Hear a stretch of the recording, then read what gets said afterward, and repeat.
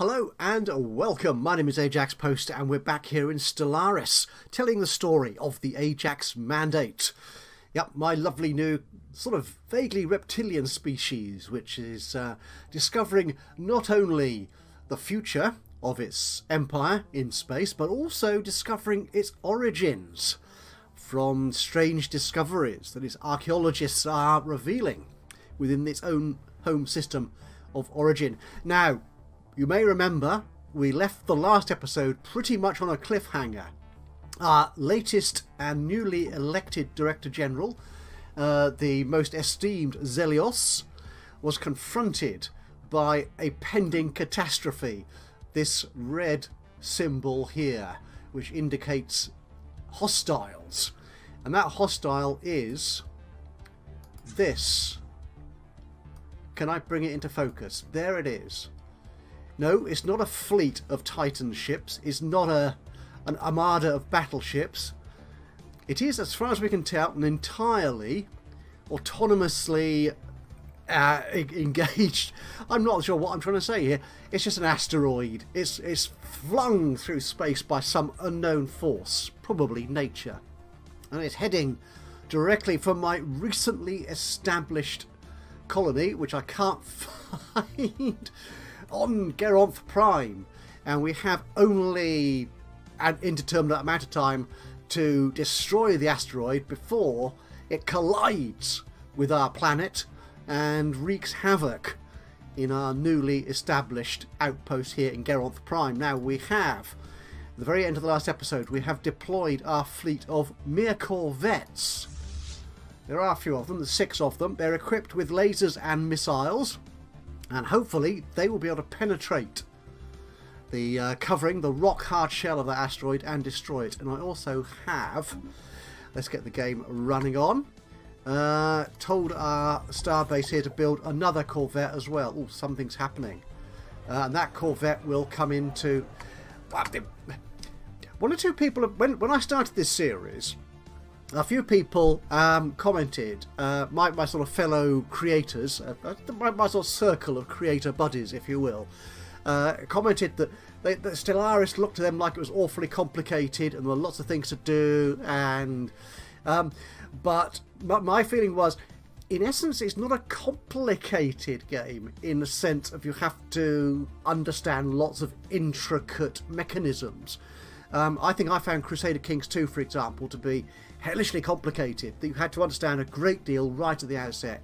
Whereas in Stellaris, it's not so much that you have to understand all the intricacies of how the game works, but there's so much happens all the time, particularly, as I've done, if you install and enable half a dozen different expansion packs and other DLC.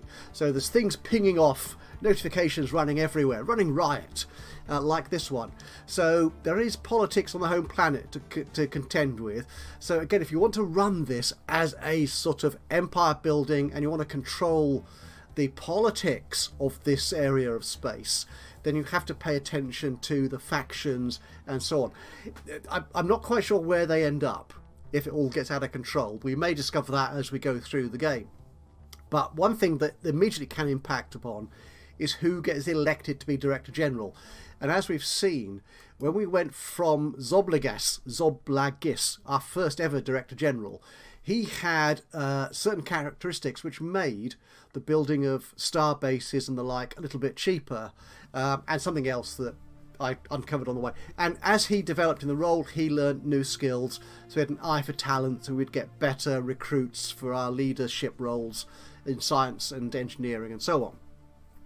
And if you don't control the factions, it's possible that a candidate you don't particularly want will get the role of Director General, and that obviously impacts some of the aspects of the game. So here, our new Director General, who I didn't really want, because I wanted to stay with Zoblagis because he was good, this ruler, Director General Zelios, has resilient, so they will last a long time, so they won't die imminently, which is good, and they are charismatic, which gives them a bonus in terms of edicts, which are kind of policies. So if you played Tropico, for example, you'll know about edicts rather. They're just sort of ways that you can fashion how people in society behaves to get the best results economically and politically that you desire. So this is good, but I'm not playing with edicts yet. I don't want that. So I was a little bit annoyed when Stelios got elected, but that's because I wasn't paying attention to the factions. So yeah, there's complexity, there's lots of things going on, but the way I play it is I tend to ignore the things I'm not too bothered about at the time and just let the game get on with it, and then I'll try and catch up with it later when we get into it. Anyway, long story short, a new faction has been founded. We will discuss those if we need to a little bit later on, but we're going to see a few more of these at the moment as the population grows, and as the sort of needs and demands of your population grow. They will have new desires and new political groups will form, etc, etc, etc. Anyway, what I wanted to do was I wanted to get my new, or you are the fleet going off. We don't have our new corvette yet. What was I about to do? Oh, we've got a new notification here. A new archaeological site has been discovered. You may remember again in the last episode, if we go to Origin, you can't shrink this dialogue box, can you? Can I close it? I can. We finished our last excavation here in Sprawl. Does it tell us what the result was? I think you can, but yeah, we didn't discover anything terribly exciting or interesting, and then there was this big gap and we had no new archaeological site to examine, so I sent my archaeologist scientist off into space. Was that you? Yes, you're the archaeologist. Yeah. So I sent you off to go and survey some of these other star systems, which my other scientists haven't been scheduled to do. So we're going to abandon that. We're going to get our archaeologist back, because I want to uncover our historical secrets here. So we'll get you back. So we will excavate that site. So as you can see, his yellow line, his instructions, his order schedule has changed, and he's now coming straight back here to continue the excavation into our origins. Jolly good. But I think he's going to have to get to the end of that Stargate, Hypergate, whatever it's called, into Lessim before he can come back again. He can't sort of turn around mid-Hypergate. That's not how space works, you know. No, most certainly not. Okay, so we've got that. What's this? Oh, we've an anomaly. What's this? Okay, let's go and have a look at Zeta Reticuli. Oh, this is a fascinating neutron star. They're quite good for exciting resources and stuff, and other sort of valuable assets, minerals and the like, that you can mine and make use of later in the game. Right, so Cablox, our scientist here. Despite expected projections, Zeta Reticuli 4 has a particularly large solid core beneath its incredibly thick mantle of unique gases. Our scientists recommend further investigations. Oh, we are actually already researching that. Sorry, yep, that's an old message. Ignore that. Right, let's get the game going. Let's get our star cruisers, our corvettes, off to space to deal with the... I don't want to press... I keep pressing 2 to go to go there. In fact, what I want to do is press the plus key to make the game go a bit faster. Construction complete. Ooh, things are happening. Right, so what have we finished constructing? A mining station out there in Lessim. That's fine. I'm not too worried about that. However, astounding news from Ajaxpost. Right, yes, this is Zeta Reticuli 4. Anomaly found. Stop doing that. Stop popping up messages. Right, we'll concentrate on Zeta Reticuli 4. So astounding news from that's the science ship Ajax, whatever it's called. Deep scans have revealed the unexpectedly large solid core of Zeta Reticuli 4. I'm going to be saying that in my dreams tonight, I can tell you. To be covered with the compressed remains of a sprawling medical complex, millions of years old. Though the intense mantle pressure of the gas giant severely limits the amount of data we can extract from the core's surface, Science Officer Cablox, he's good this, is it a he or a she? I really cannot remember. It's not you. Where's my science ship? Out of the way. There you are. You are female. Thank you. Right, so this scientist, and I've now just lost that message that popped up earlier. Oh, bother. Right, through the we can extract. Officer Cablox reports that the hidden structures match beyond a doubt the technology used in the enigmatic L-gates. You remember that? We discovered those a little while ago in a black hole that we were researching. Probably a couple of episodes ago now. The crew hypothesizes Zeta Reticuli 4, there it is again, was a planetary medical facility created by the gate builders millennia ago. At some point the complex was abandoned and its automated gas replicators ran unchecked for untold centuries, gradually converting the planet into a gas giant. And our rewards for discovering that? Lots of new science society research, more insights into the L-gates, and aha, that +2. Right, you'll see here, can you make it out? No, you can't. There's this exotic gas. It's black, not green here, because we haven't got the research to understand it yet. But this exotic gas is a valuable resource that we can exploit later in the game. Right, so that's splendid. So what are you're carrying on with your surveying. Now, where was that other ship in beta, wherever it was? Where the heck are... Oh, you're all the way up here. Right, what did you discovered something, did you? Oh, yes, we've discovered an anomaly here in Beta Hydri. Signs of activity by an ancient precursor. This is hard research. Now, you're quite a new scientist, although you're skill level 3. It's still going to take 900 days to complete this research. There's a lot here to get through. But yeah, my focus is on anomaly research, and we're definitely going to do that. Yep, go do that. And then you can carry on with the rest of your messing around and surveying stuff. Right. Later on. Okay, so we've got our new Corvette here. You're ready. So I can't... I don't think... If I do a shift on... right. So I clicked shift-click on those two fleets, which should mean I can move you into... No, I can't. Oh, yes. Yes. Is that... select which ships. That one. That. Click it.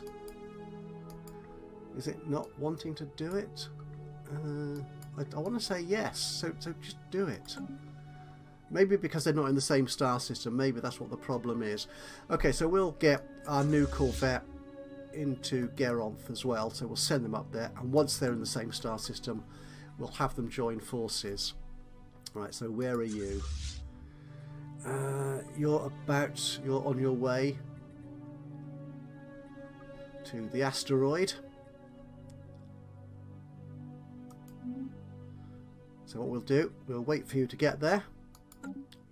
Right, here we are. Let's examine this in more detail. So, there's our fleet. There's the dangerous asteroid. And our fleet is approaching.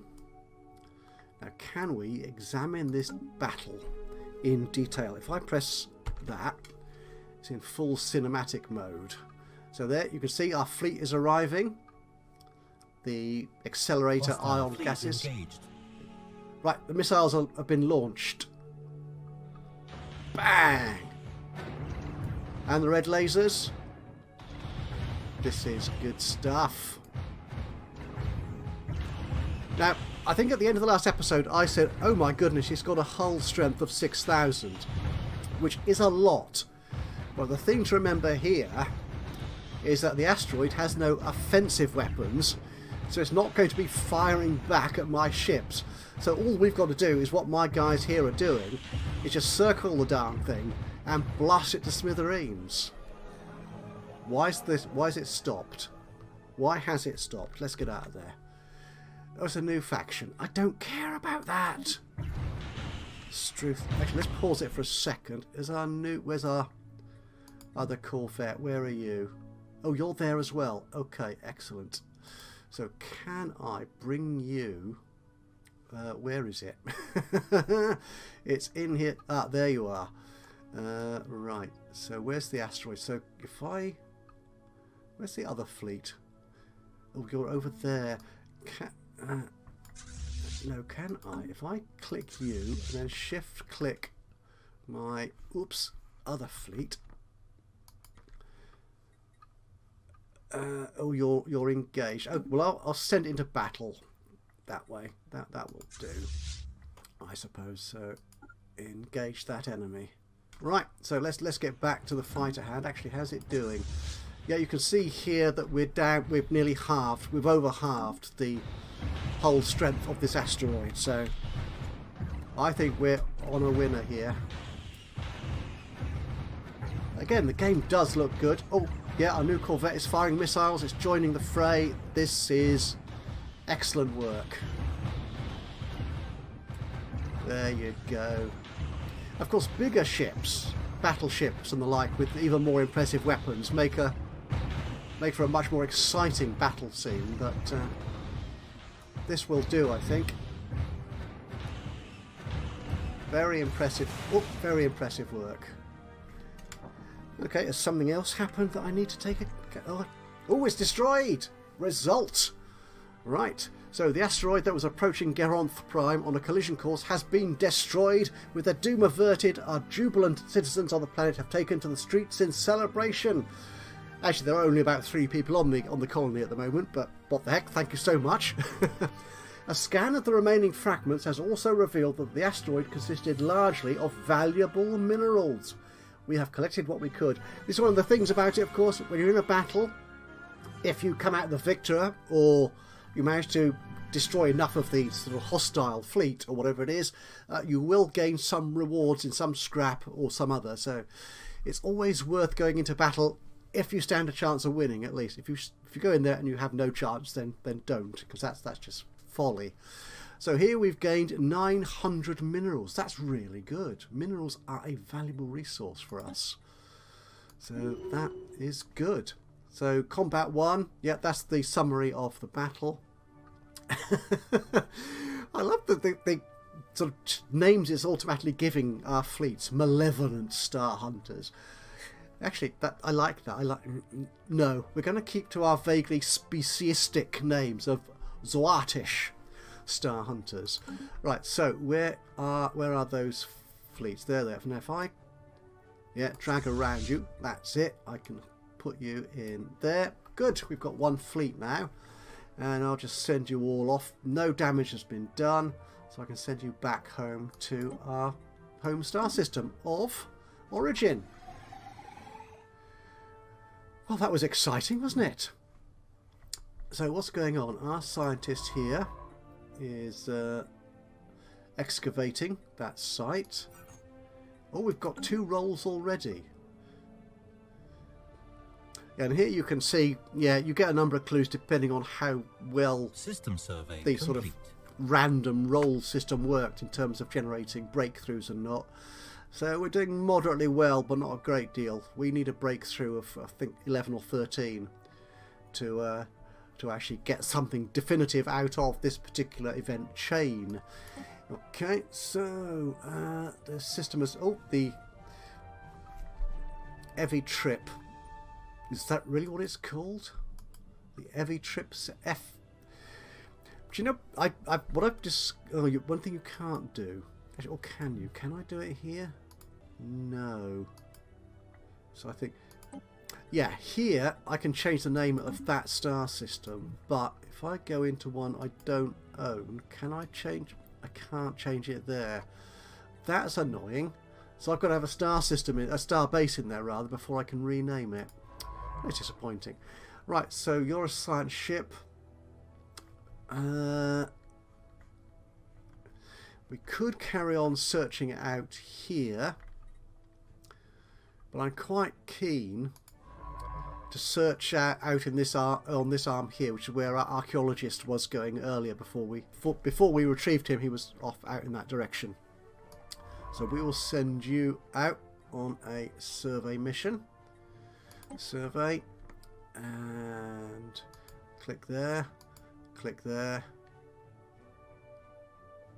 and then we'll click there. Again, we may divert our attention depending on the results we get. Right. And there is nothing particularly exciting in Evifrip, so we will just let that carry on. Okay, we have earned enough Unity points to go to get a new tradition.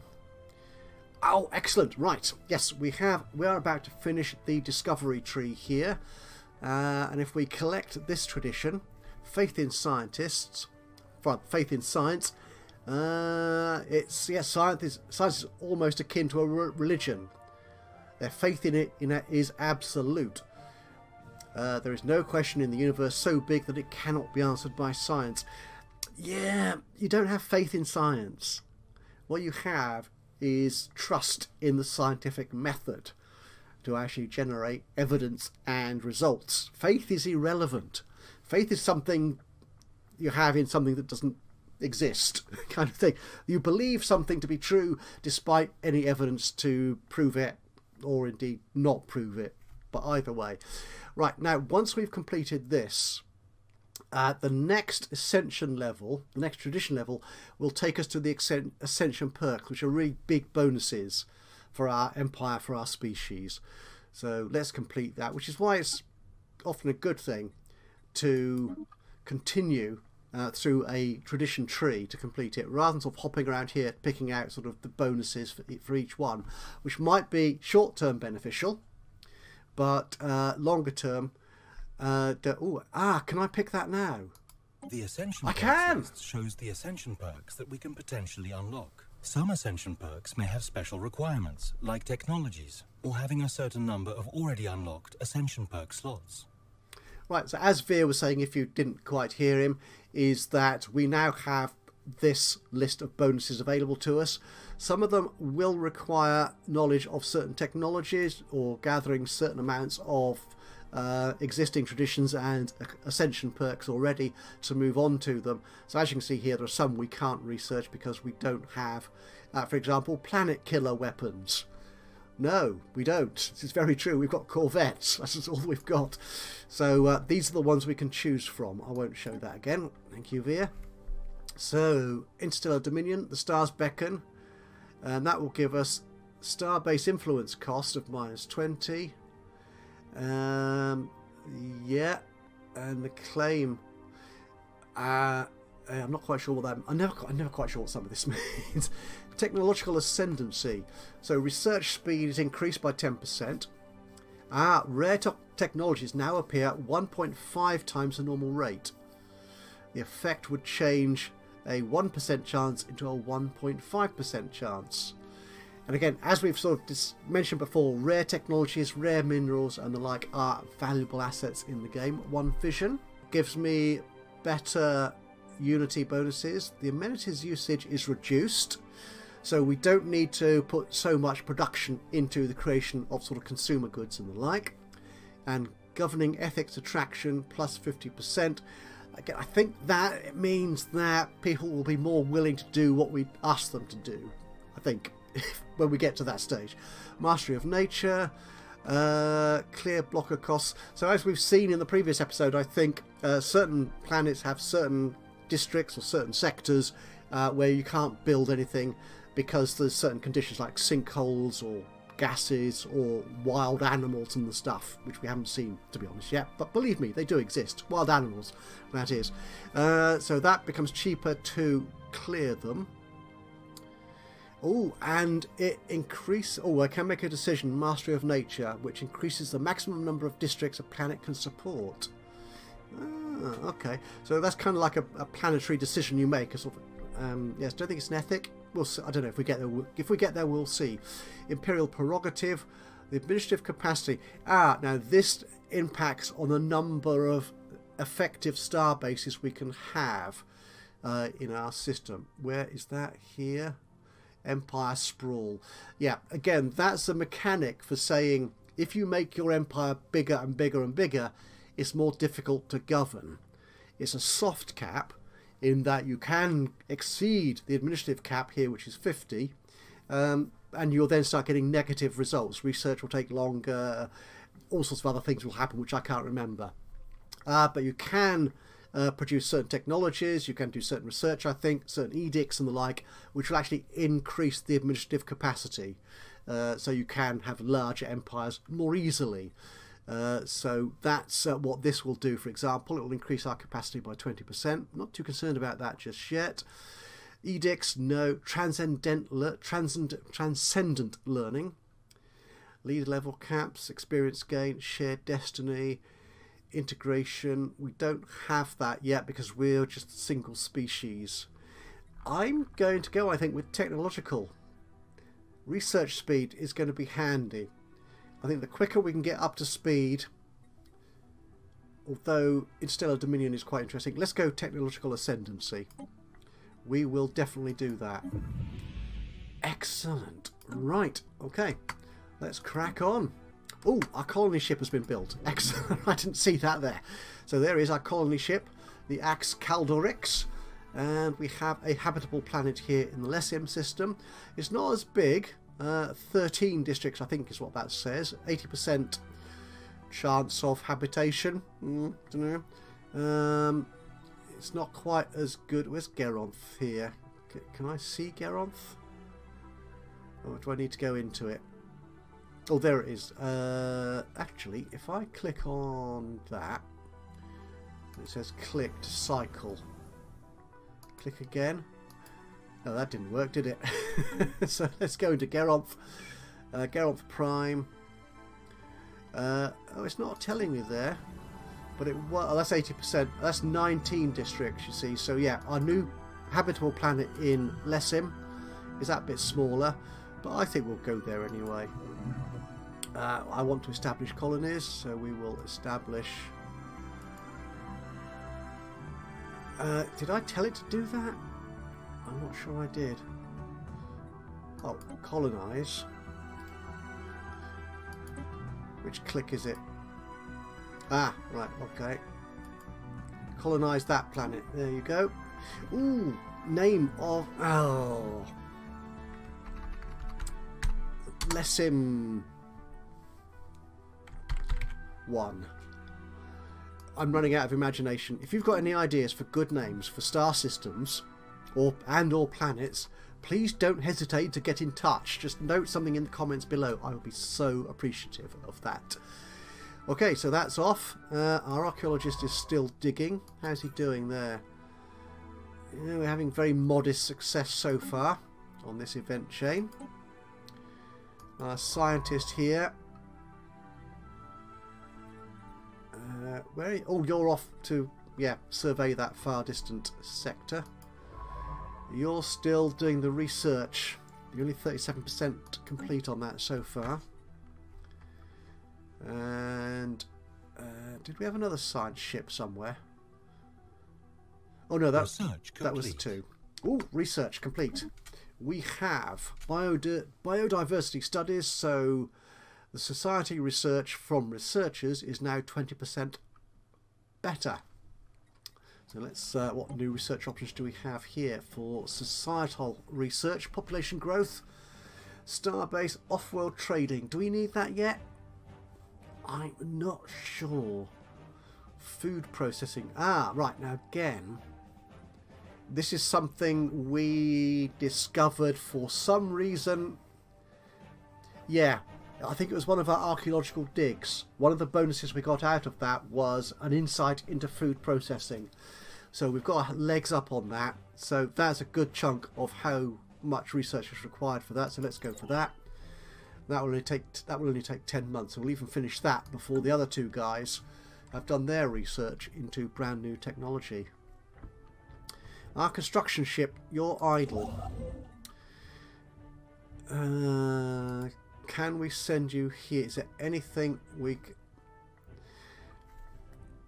Yeah, we've got lots of energy at the moment, so let's colonization in progress. A research station around Taxus in our home system, and that'll give us extra engineering research. Right, things have happened. So scientist Resikax, I believe, yeah, you're our archaeologist doing your work on Ajax, and this looks like we have something happen. Right, Oh, it's very complex. So, extensive seismographic readings have been compiled into a highly accurate visual model of the underground structure on Ajax. It appears to be a vast network. There's a lot of this going on, I think. A vast network of angular corridors, each several kilometres long. Some people might read that as kilometres. Yeah, whatever. The entire structure is mostly corridors, with the exception of one open space at the bottom of the building. More than that cannot be interpreted until we reach and investigate the site properly. So, what you waiting for? Let's go deeper. There we go. Excellent. So, oh yeah, I was reading up in the wiki on Stellaris about these excavations and the event chains here. They say you can look back at the history of the excavation of the events. So you get a summary of each chapter, but you don't get the full sort of log of how many rolls it took to get anywhere. So he's doing reasonably well here so far, I think. But we'll just let him get on with that. Construction ship. Oh, you're building, yeah, research station. So we get more engineering research from our home system. Wow, that was quick. Right, so they finally breached the underground complex and entered the more empty corridors. This is sounding an awfully like an episode of Doctor Who. Or maybe even Star Trek, when the folk would just run around endless amount of corridors. Anyway, the long tunnels were completely empty. It's typical. On closer inspection, however, the walls appeared to be covered in small, strange inscriptions. Yeah, they haven't spelt that right. There's a spelling mistake there, chaps. Sorry. Translation of the alien language was a highly confusing process until it was discovered that the writing consisted of nothing but alien names, numbering in the millions. Archaeologists are now pressing onwards to the bottom chamber. Well, we don't have like a bottom chamber, don't we, lads? Sorry, that's a stupid thing to say. But their effort is hindered by caved-in corridors which need to be cleared. Well, keep on digging. And we're on chapter 3 already. Yeah, so that one obviously didn't take much time at all to get through chapter 2. Now, Zeta Reticuli here might be an interesting one to occupy because of those rare gases, or exotic as it calls them here. So they will come in handy. And Mare Mars here likewise has a goodly collection of resources we can mine. So I'm tempted to take a starbase out there. That could be good. Yeah, let's send our chap out there anyway. We'll move there, and we'll come to build a starbase if we need to. Right, I do need to actually check my planets. One thing I keep forgetting to check is if the planets need any more jobs, peoples, or district. So we've got a new pop is developing quite nicely here on our home world of Ajax. We don't have anything in build at the moment. So, is there anything we particularly need? But okay, I think. We're running a bit short of consumer goods here. But do I want another consumer goods factory? That turns mineral. We've got good minerals at the moment. I'm thinking we could do that. That takes 2 artisan. That creates 2 artisan jobs. Or is there a building we don't have yet that we could utilise? Ah, this is interesting. Hollow theatres create entertainers. Sorry, entertainers turn consumer goods into unity and amenities. Some people again might say amenities. You're wrong. Sorry. Now that's quite handy, actually. because amenities help keep the population happy, if I understand it correctly. Yeah, I think, yeah, low amenities and crime are an issue. So, yes, I think that might be a good thing to do. Wherever it was, hollow theatres, that'd be good. Now, the thing we've discussed before here is that by creating a specialist type building, in this case the specialists will be entertainers, that will potentially take 2 jobs here from the worker pool. Oh no, interesting here actually. We're in need of a worker. So maybe I don't need that building yet. No. I've built that district in... That's energy, isn't it? I think. Because the last thing we built here was an energy district. Generator district. So we have got room for a job. So this guy here, this pop, can take that job. Because if we build a hollow, the hollow theatres, that will create specialist entertainers, and that will be 2 jobs at this level, and those 2 jobs will be taken out of our worker pool. So we'll have less workers creating the raw materials, which could be a bit of an issue. So no, I'm okay. Yeah, let's do that. We'll leave him as is. Now, can I go into Geronth Prime? I can. Right, we're shorter workers here again. We're some way off a new pop, but once that person arrives, they will become a worker. Because our 2 original colonists are now specialists in doing something. Yes, whatever. And Lessim, that's still being colonised. We'll come to that at some point in the future. Right, yes, that was all I wanted to do there, wasn't it? That was good. Right, okay, you've started work on Sagathia, rather. You're nearly finished. Research complete. Your anomaly research there, and food processing has been completed. Excellent. So what new research here? Ah, right. Now this is interesting. So we can unlock tile blockers. So that's quicksand, for example. You can't build in quicksand districts, nor can you build over a sinkhole. Now, do any of our existing planets have any of those blockers? Oh, stop telling me things. Yes, I was just telling me I've got to do the research. Yes, I know. Thank you. Planet summary here. Do we? We do have some tile blockers. Industrial wastelands and sprawling slums. So no, we don't have any of the quicksand or sinkholes. We've got 1 tile blocker here, which is, oh, a sinkhole. Ah, right. So that research could be handy, because that would then open up. Yeah, it looks like that tile blocker there.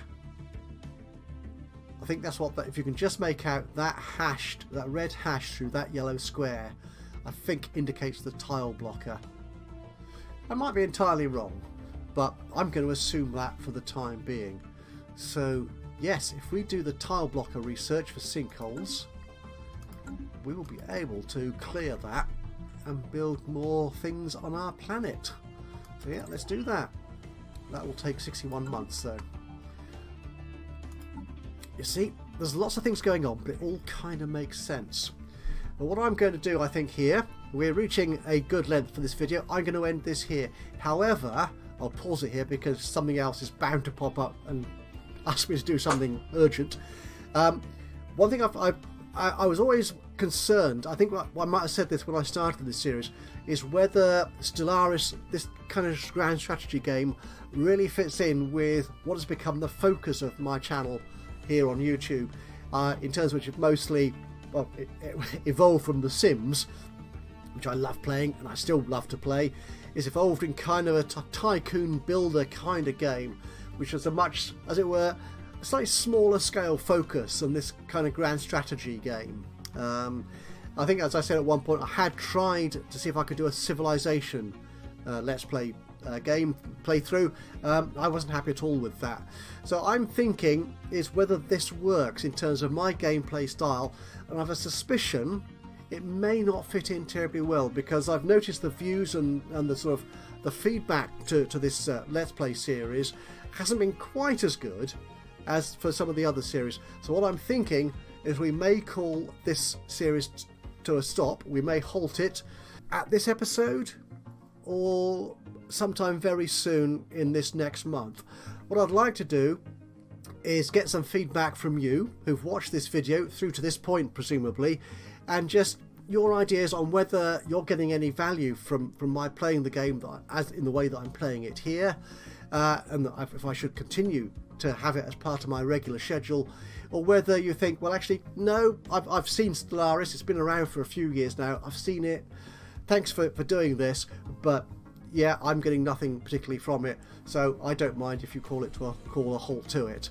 So yeah, let me know what you think, but in the meantime, if you've enjoyed this particular video, it'd be great to hear from you.